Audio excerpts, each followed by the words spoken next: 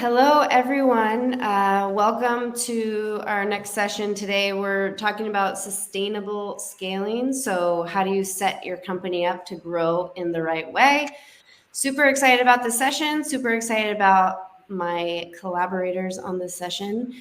We're going to be covering topics around how people teams are sort of looked at in terms of what has changed, how do they need to operate now, maybe some potential unknown unknowns in terms of scale at the early stages as well as later stages. And then, of course, some tips and advice. I'm Barbra Gago. I'm the founder and CEO at Pando. We're an early stage startup. I've spent my career in hypergrowth B2B SaaS, primarily on the go-to-market side as a CMO. I'm joined by Shelby Wolpa and Desiree Therianos, and Shelby is founder of Shelby Consulting. She's been a people leader at 4 venture-backed companies that have scaled to unicorn status. So she's our resident unicorn on the panel. She now advises Series A to C companies on people strategy, in particular in the context of remote work, helping them move quickly and scale quickly and implement best-in-class practices. She was one of the early kind of people at several companies that I'm sure many people know of, Palantir, Instacart, as well as Envision, which was sort of notably a remote first company. And Desiree, she's currently the head of people, VP of people at Okera. It's about a 50-person startup. She's served as the VP of people at Crunchyroll as well, really through a lot of different stages. So pre-seed all the way through to post-Series D, through an acquisition as employee number 6, scaling up to like 600 plus employees. So seen a lot of different stages in the one company. She's been at several other companies, similar stage. She's been in the space for 18 years working with venture funded companies. So super excited to have this group together. I'll let you guys just do a quick hello. Hi, everyone. I'm super excited to be here. This topic especially keeps me up at night. So happy to be talking about it. So I guess to kick things off, I think it would be great to sort of set the stage in terms of context and get your perspective on what have been some of the biggest shifts that we've seen, I guess, definitely over the last couple of years. Obviously, we're all kind of holding on for dear life when it comes to that and figuring out what to do, but also even before that, what have been some of the things that have been changing. And I think in particular, how has it impacted people teams and how we think about them and how they need to operate in terms of organizational scale? Maybe Shelby, you can kick us off. Yeah, sure. So yeah, I've definitely been kind of rethinking the people team long before COVID, but have been on this journey to reframe the role of the people team from being this kind of back end, paper processor to being much more front end, thinking about employee experience and the employee journey. I've had the privilege of working with amazing product leaders and designers at various companies that I've been at. And one of the things that they've taught me is to think about the people team running much more like a product team and not like a service support team.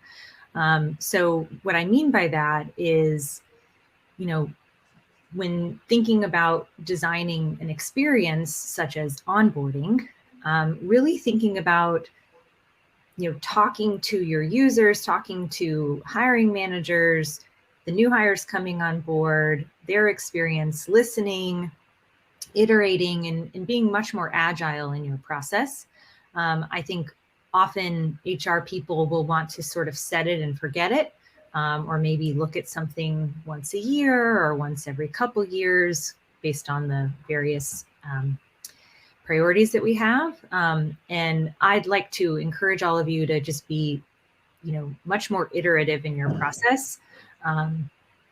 And balancing kind of this front end, back end thing that I mentioned earlier. So when I use those terms, what I mean is the back end is really about kind of the day-to-day operations, the systems, the processes, like all the steps you have to take to, run your people function.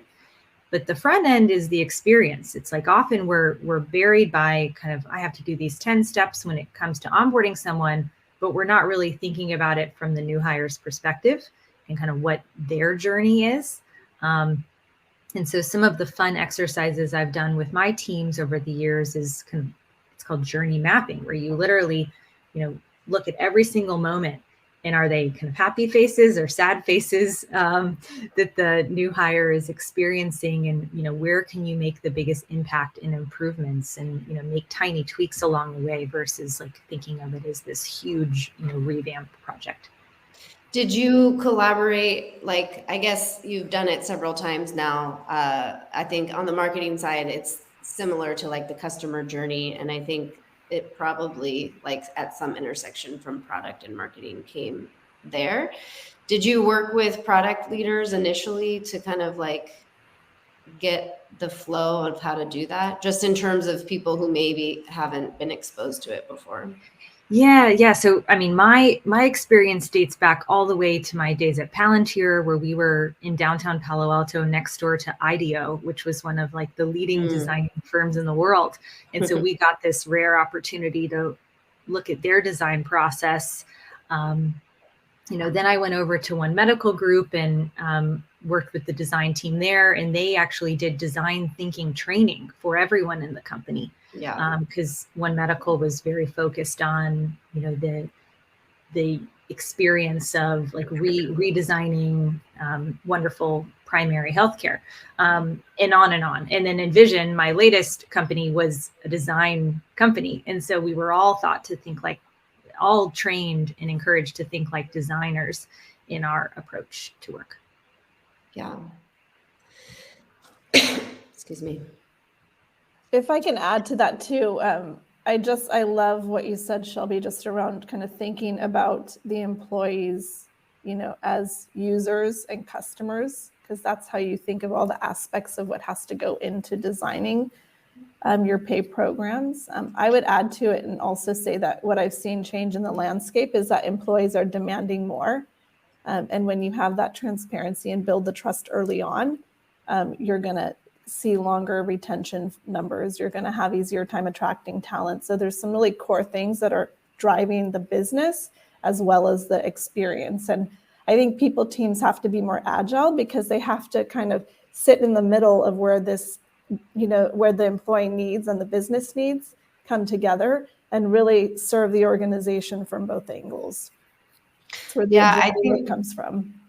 When I was at Miro, I think similarly to Envision, it's like a visual collaboration platform. And a lot of the work that we did was in the context of product. Like everything was this as a product, which was a little bit intense sometimes, but ultimately it created a lot more agility, I think. And I think there's like the experience side. So how are you thinking about like the front end versus the back end, and what is the actual touch points for individual employees, and how does that look?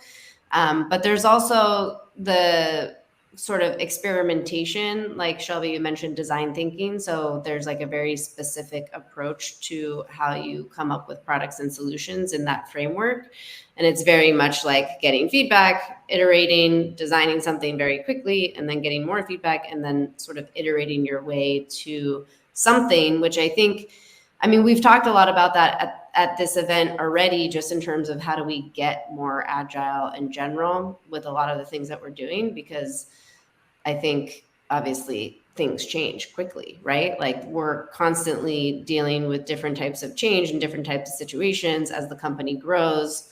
So I think having more of that muscle or skill built, I would say, on the people team, and also thinking about the people team in that way, sets up the company a lot more for success, just in terms of adapting to like the new situations that come. Yeah. I would say like another kind of key area that comes to mind of how our world has changed now that many of us are working remotely is it's really had us rethink how we communicate and kind of how we design like the rollout of programs. I'm sure many of us were used to like during benefits open enrollment time, you'd send an email and then you'd have like a wellness fair. And there would be like a day where you'd bring in your broker and then you'd talk about the benefits and perks and, you'd give a 30-minute talk and that was it. And like people would show up to that talk and that was how they got the information they needed because everyone was in an office together. And that's just, those days are gone, where most companies are distributed, most are operating in a hybrid environment, where you have a combination of in-office and remote workers. And so I work with, we really focused on this at Envision, like how do we communicate to people across 20 countries around the world?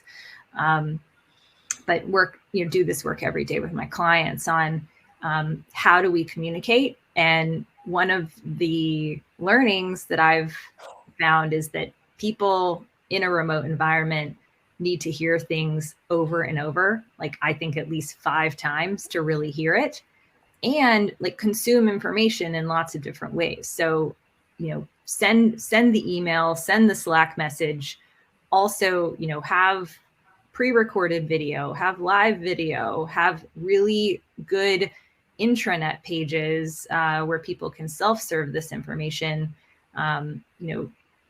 talk about it in all hands meetings. And again, just if you feel like a broken record in a remote environment, over communicating, you're doing it right. And that constant reinforcement builds trust too, which I think is really pivotal whenever you're pushing out a new, work product, especially from the people lens. Yeah, I think it's easy. That's a great point, Desiree. Like in remote environments, you could see how it could be easier to become kind of disconnected or like unsure of like what are those guiding, principles and mission of the company. And so, I encourage founders and leaders to be repeating those things over and over, like start every all hands meeting with the mission and what are our, annual company goals? Like what are we all marching towards together? It sounds like there's 2 like big shifts. One is people, teams building products, actually, not just implementing programs, essentially, which is sort of what we used to do. So building products and then marketing them. Mm-hmm. Like communicating them to the audience, knowing what channel to get. Driving engagement, participation, all those metrics are really important. Agree. Yeah, the life cycle, which we've talked about for a while, but just in terms of like the employee life cycle. So it is becoming, which makes sense, obviously, with all the different digital channels and having everybody sort of spread out. So I guess that helps in terms of context and broader shifts. Like we've moved to distributed work. We still have some hybrid, and even outside of the actual format, like even if you are in the office, like we still need to be sort of thinking about people programs with a more product minded approach, essentially, as well as a marketing approach in a way in terms of what's the key message, how are we communicating it, on what channels, at what frequency, etc. What are the like critical things, I guess, and maybe we'll start with early stage and then we can talk about sort of later stage inflection points, but what are the things now that have become more obviously sort of critical to think about sooner rather than later when we're looking at kind of the early stages of scale? Yeah. So what comes to mind for me is that, so I'm used to, when I was an operator, I was coming into companies around 100 employees, and that's like the earliest that we would start to think about investing in things like performance reviews or compensation, like career levels, compensation ranges. That was like early days. Like we would maybe get into that around 250 people. what I'm finding now is that companies are investing so much earlier in some of those foundational structures around, like, how do we level people? How do we compensate people? How do people get promoted?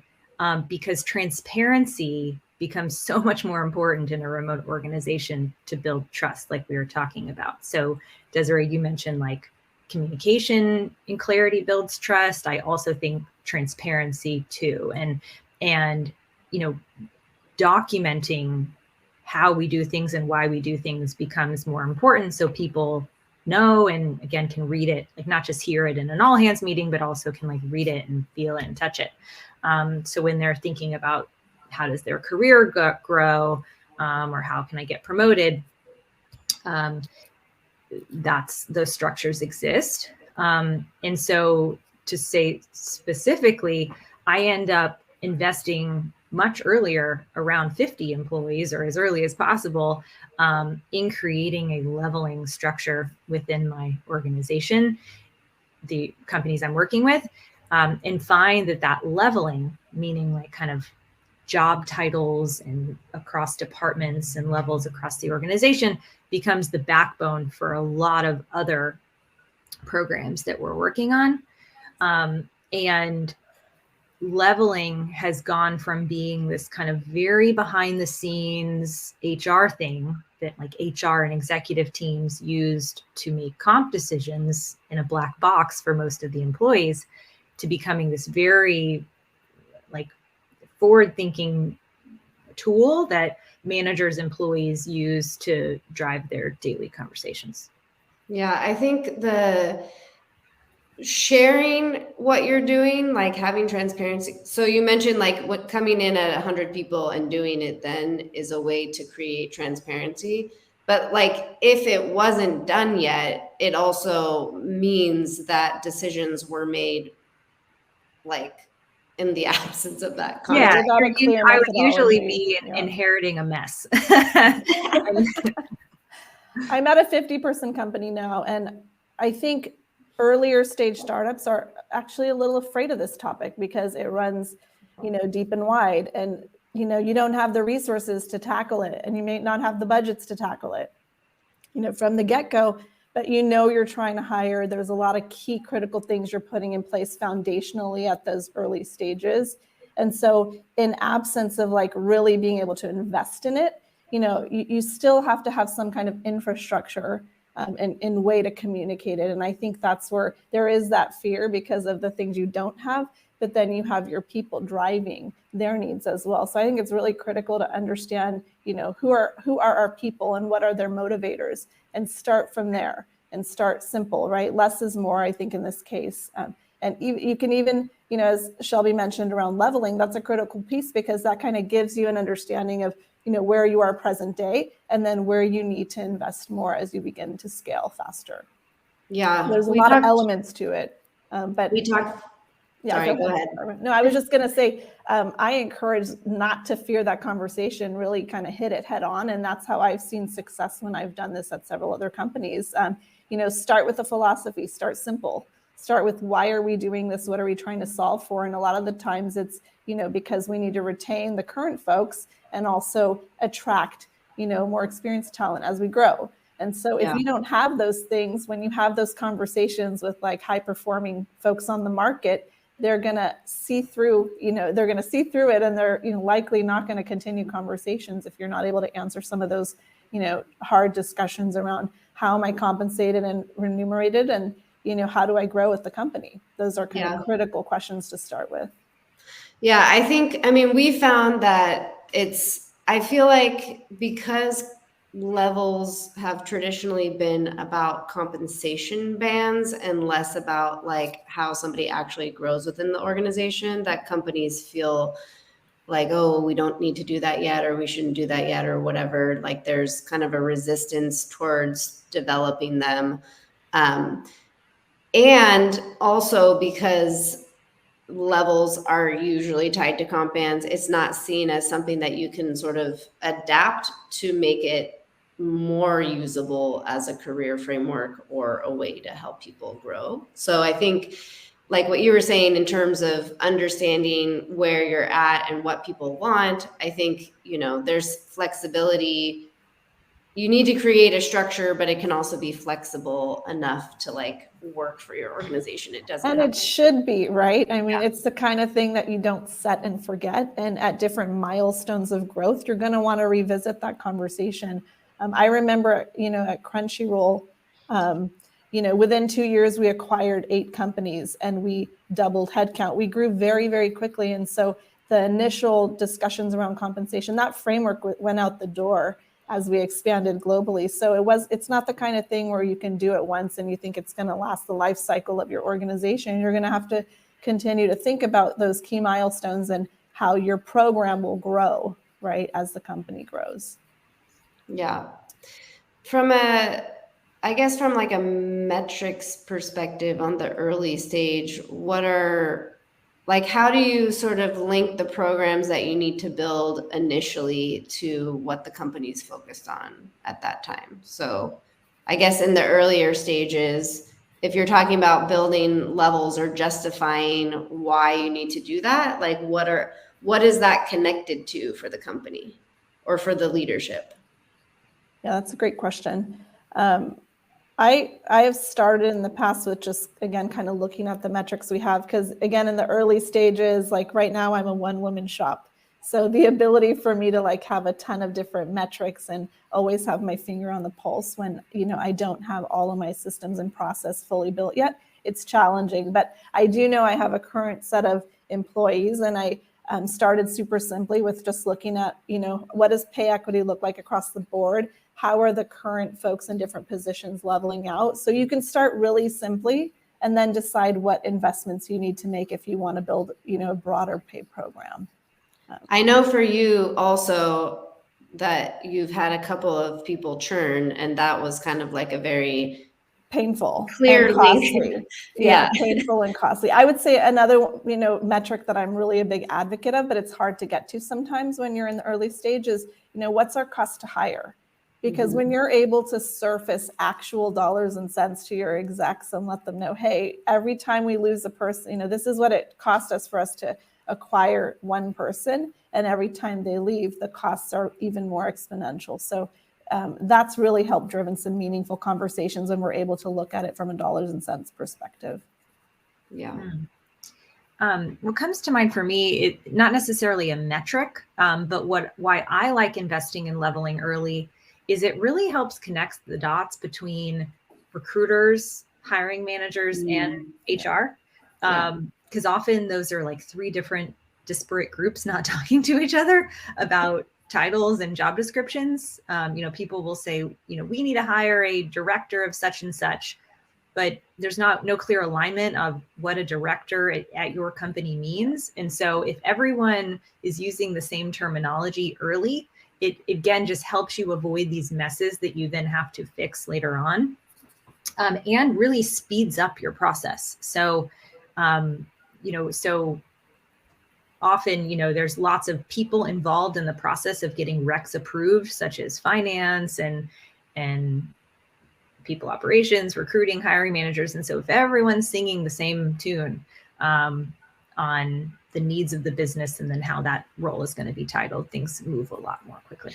I think it also helps new managers. Yesterday on one of the sessions, they were talking about how I think it was 78% of managers are hiring a role for the first time that they've never hired before. And it's like the over reliance we have on title as a leveling structure is just not good. Like if you have a leveling structure built out that is clear in terms of what the gradients are and what does it mean to be this level or that level, it also benefits in terms of the culture, like not having as much title obsession. So as you mentioned in that example, like, oh, we need to hire a director.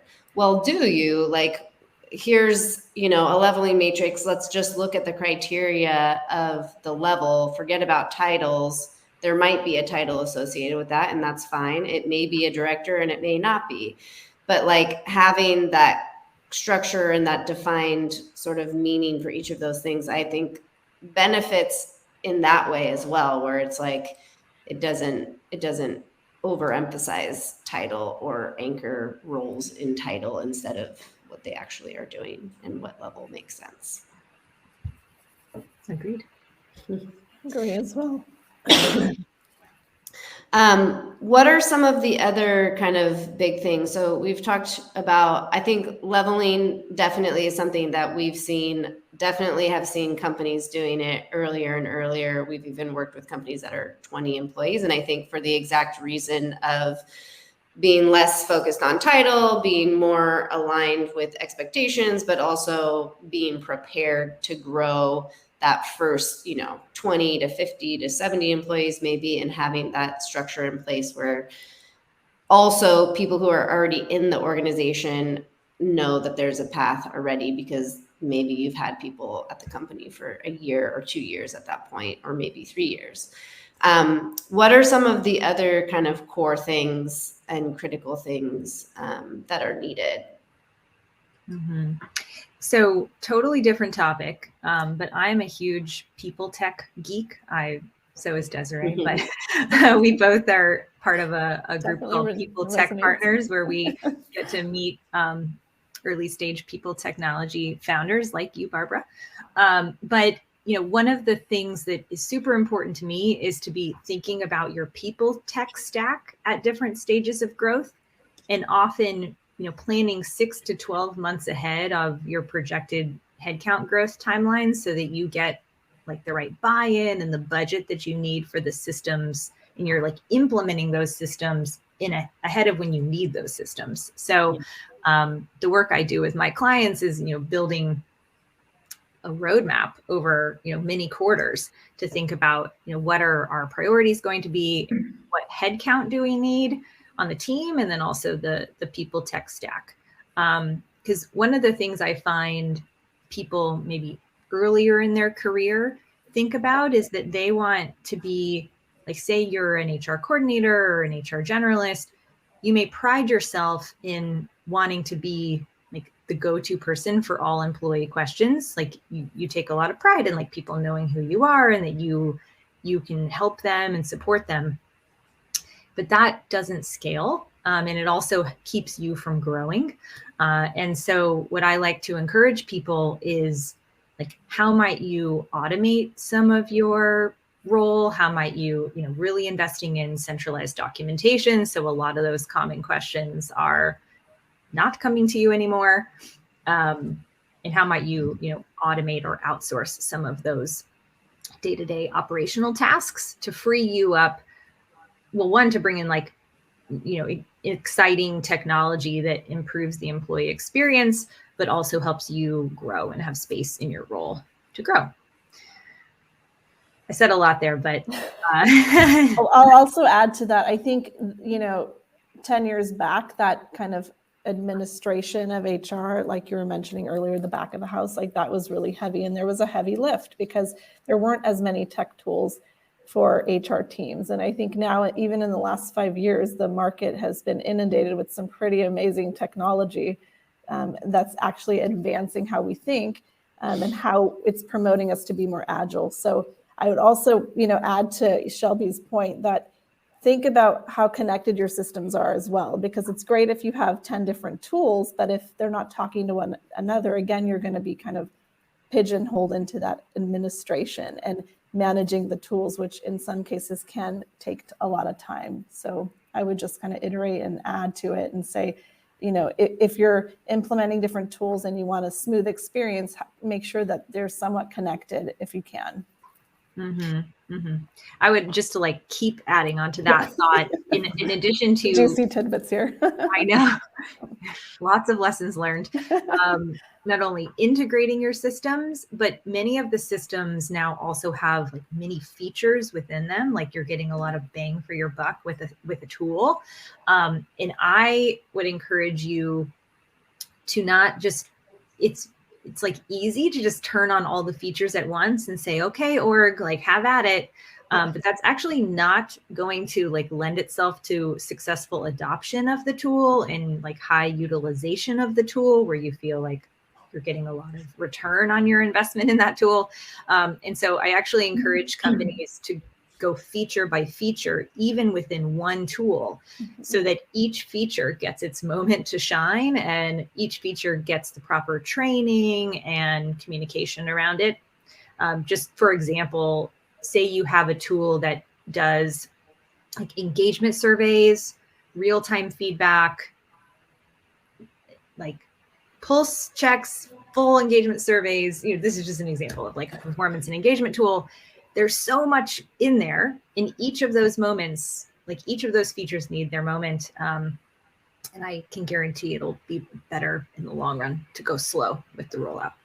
Yeah, we actually have found that just thinking about some of our customers and how they've thought about rolling out competency-based feedback and also assessments. And there's like, so with Pando, we're trying to move people to this like continuous approach, right? Where you're not necessarily doing cycles, but companies still do it. So a lot of them want to use it first in that way, which means they're getting employees are getting introduced to the rubric, they're getting introduced to assessments, they're getting introduced to like a calibration. And that's kind of like one experience, I guess, that you could go through. And there's obviously a lot of other stuff.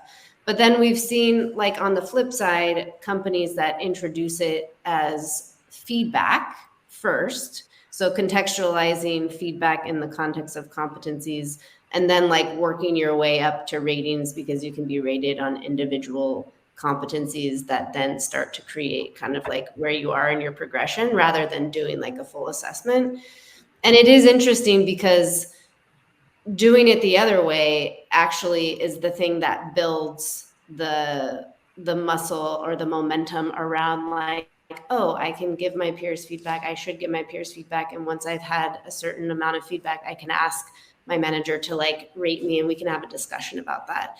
And it's like, it's actually creating the behaviors that you want and figuring out like, what are the things, I guess, as you mentioned within the tool, what are the like actual behaviors you're trying to drive, and start with like those things. Cause I mean, even with an engagement survey example, like maybe the pulse would be a better place to start, and you pulse, and then you like build up this over time knowledge. you get I think that's a interesting insight in terms. It's challenging because look, even traditional performance reviews that are on an annual cycle, managers are doing this once a year. They're not progressively practicing. So I found Exactly.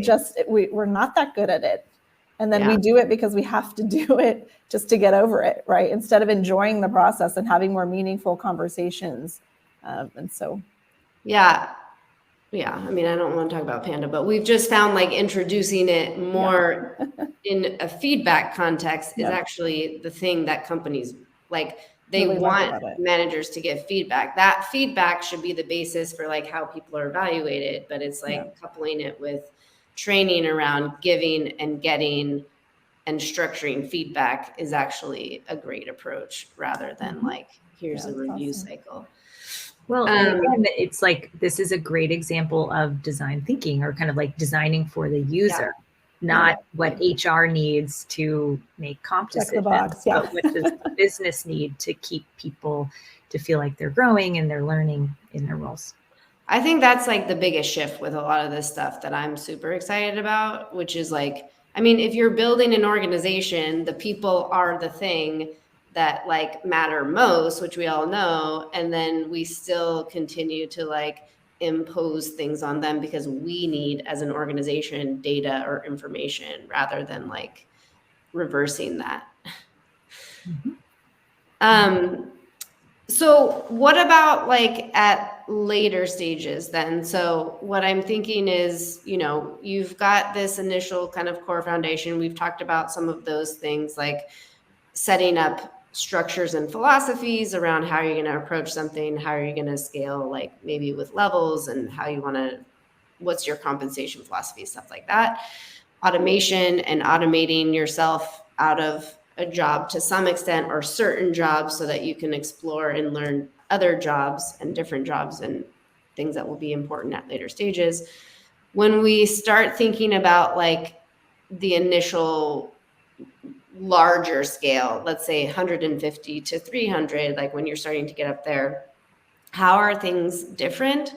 I think the things that come to mind for me off the top of my head, just in terms of having been in that context, is like managers and the amount of managers who are new or inexperienced, collaboration, like how people work together, maybe decision making. Like, what are some of the things that we need to think about when we're thinking about that later stage of scale?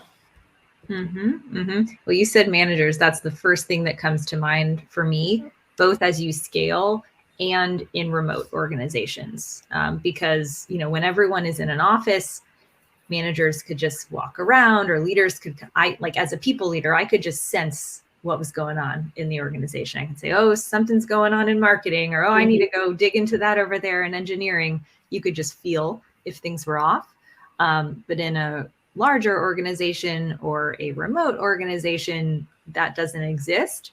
And so for me, the managers have this power. Like, they see everything on their teams, and they're talking to their team members every day, having weekly team meetings. They become like, they just have this exponential impact on the happiness and engagement of their teams. And so I tend to invest a lot in resources for managers, both like just sort of documentation, kind of like we said before, with like if they need to give someone a promotion or a raise, kind of what's the process to get that done with the least amount of steps, but also just empowering them in more meaningful day-to-day conversations with training, so that they can build high-performing teams, that they're creating highly connected teams, and leaning into those difficult conversations, because I think we've all experienced this, having worked over video for 2+ years, that it's easy to hide in a remote organization, or you just, you turn on your Zoom, you're your best self, and then you turn it off and you're like, okay, now I can, be me or relax. And as a manager, you have to have a spidey sense, use your intuition around if people are looking off, or if they're just not looking like they're behaving like their normal self, and lean into those hard conversations. And so an example is, I would run team meetings at Envision on Zoom. And if I just noticed someone was off, or they kind of just had a bad attitude or a different attitude that day, I would follow up with them right after and say, hey, can we hop back on Zoom? Is something off today? Everything okay? And then sometimes, like, the floodgates would open, tears would come, and, they'd share something that was going on with them that I would have had no idea otherwise. So anyway, just a little anecdote to show, like, I think managers are so hugely important as you scale. Yeah, I would also add that, people teams have to arm their managers with resources. And, I've found success when I've been able to really go down to kind of the root. So for example, if we're talking about high performance and we want our managers to drive high performance, what does that mean? You have to really get to the bare bones and actually define it, because it's going to look different at every organization. And so being able to work through that process from a leadership level, and then arming our managers with that information and clarity so that they can drive it down to their teams. I think that's really critical.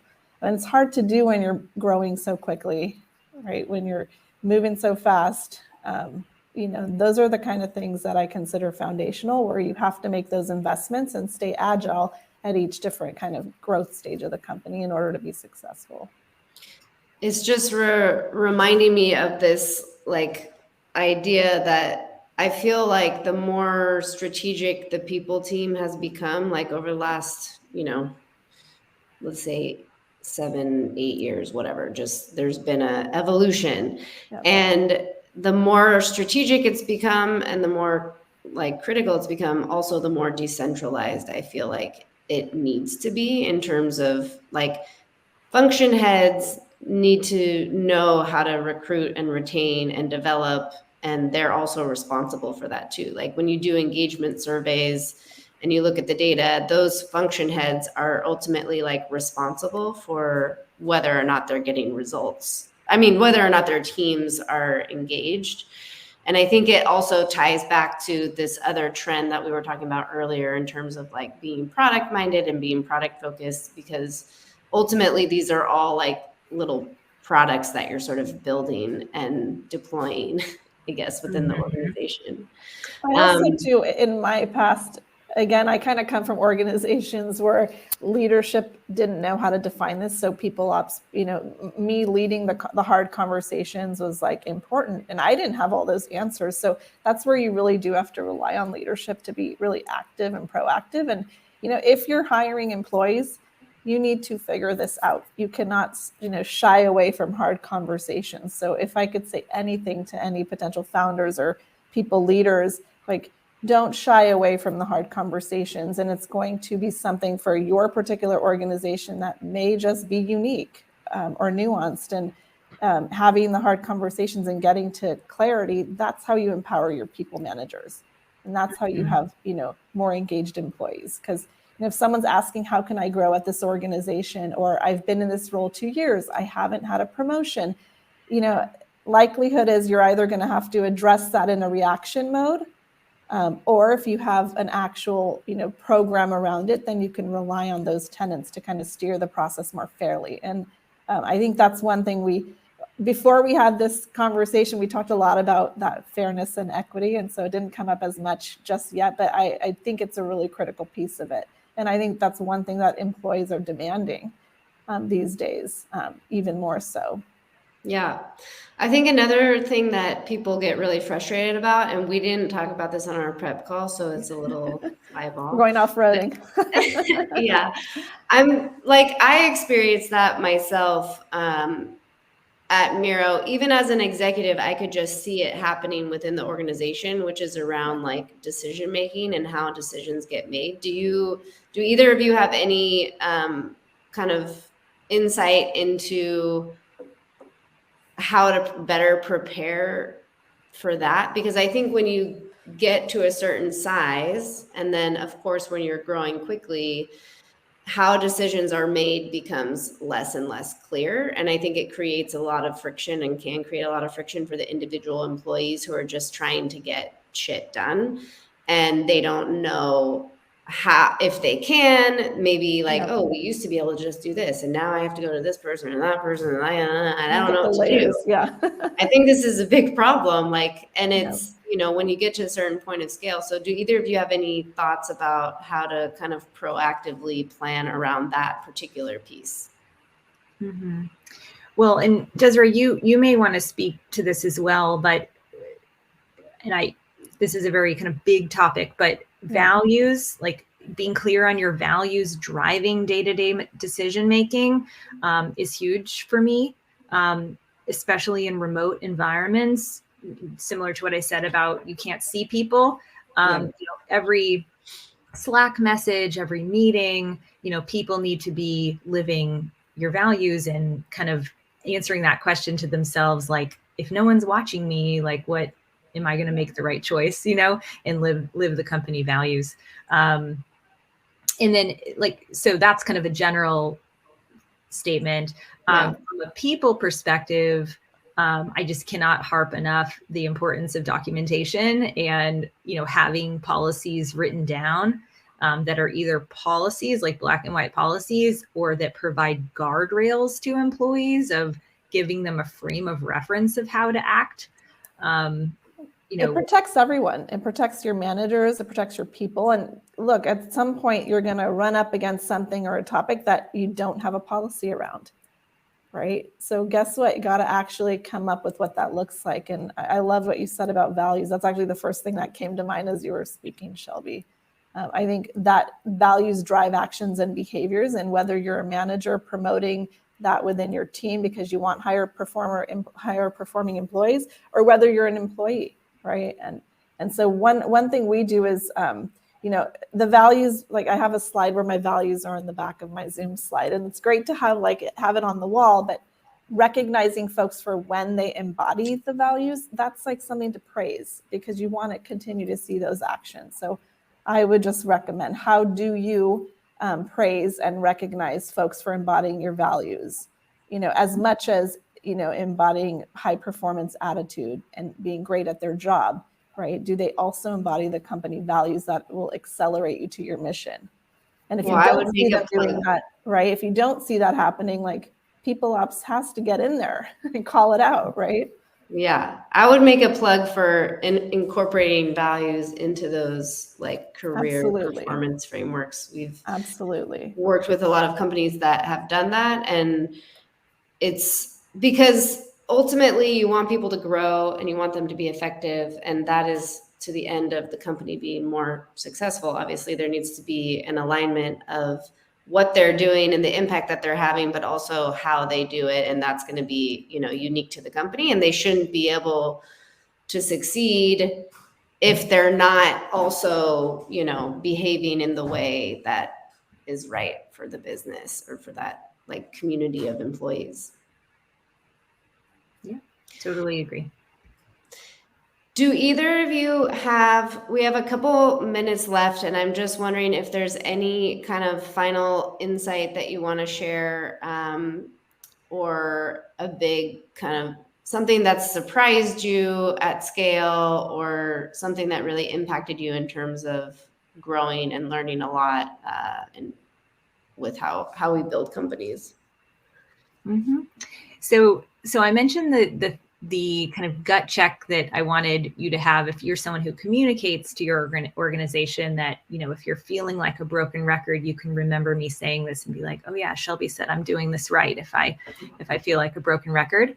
I would also say, on the flip side, for any HR people in the room today, that as you scale, and Desiree mentioned this too, like, you're going to constantly be revisiting your choices and revisiting your policies, as the company morphs and changes. And so another gut check that I would leave you with is that if you're constantly saying no, like if you're like the no police, that's a good moment to stop and reflect on, like, is it the policy? Like, is the behavior wrong, or is it the policy? If we assume that employees have good intentions and that they're, here for the right reasons, then we should be saying no very infrequently. And it's not, I don't think it's the people team's job to be the gatekeeper and say no. So I always use that as an opportunity to reflect and think about, like, is it time to revisit that decision that may no longer be serving us? Yeah, it's a good way. I mean, it's a good gut check, like, when you're saying no. I like that as a good framework, mental model. Yeah, I would say have an agile mentality. The set it and forget it is just a way of the past. And if we've seen anything through the pandemic, it's that we have to evolve and move quickly and change. And I think a lot of organizations are afraid of this change. And so have those hard conversations early on, but look at it from different angles, and also look at it from the angle of agility.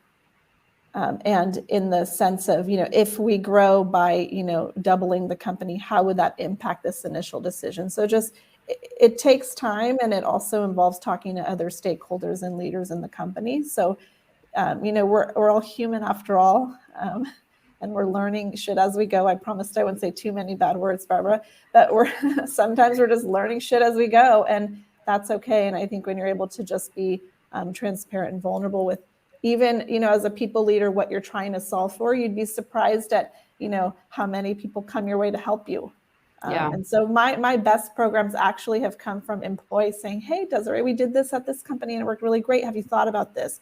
And, being kind of standing firm on your perspective and not opening your mindset to hear more and hear different things, that only will limit you and not empower your people. Yeah. So I think the set it and forget it thing, as you said, is old way, but it's also, that worked when things moved slow, and now they don't. Like, everything moves fast, everything changes. Yep. It's like, I think and the point about agility is really like using tools like design thinking or looking at agile methodology, how they're, developing products now is actually a great way to start framing how you're doing people programs, because it might be that in another 6 or 8 or 9 months you have to kind of readapt it. And I think making systems that create enough structure but are also flexible is really important also, just in terms of, having that core structure that can, go up or down or sideways or and whatever. grow with the company. Yeah, absolutely. Yeah, exactly. And getting input and feedback, of course, will help if you get that early and often from the people who are going to be using the tools.